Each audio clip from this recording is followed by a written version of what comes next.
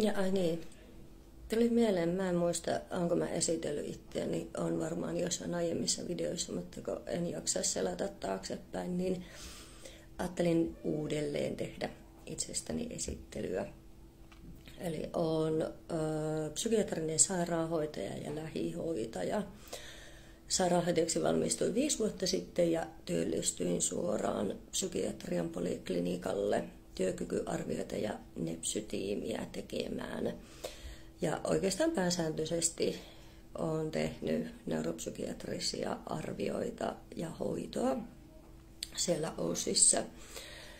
Niitä tein 3 vuoden ajan. Sitten kävin keikan YTHS:llä ja sen jälkeen menin Oulun kaupungin mielenterveystoimistoon töihin. Ja joka paikassa työnkuva on ollut nimenomaan ADHD- ja autismiarvioita ja tosiaan erikoissairaanhoitotasoista, eli myös tätä trauma, masennus, ahdistuspuolen perkaamista sieltä, että mikä voisi johtua mistäkin.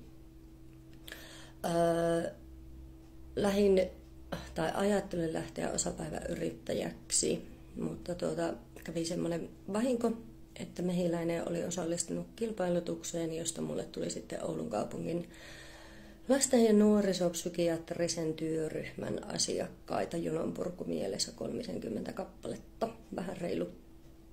Ei riittänyt enää aika koko päivätyöhön mielenterveystoimistossa ja tekemään näitä nuoria, niin sitten vuosi sitten vähän reilu heittäydyin pelkästään yrittäjäksi.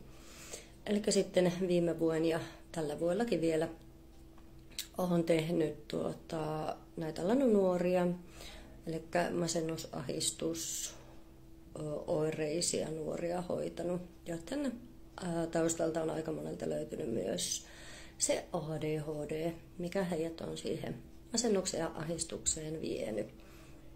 Tällä hetkellä teen osittain Mehiläiseen töitä ja sitten mulla on tosiaan oma toiminimi Mielen sekasotku, jossa teen sitten aikuisten lyhytterapiaa, ADHD- ja autismiarvioita.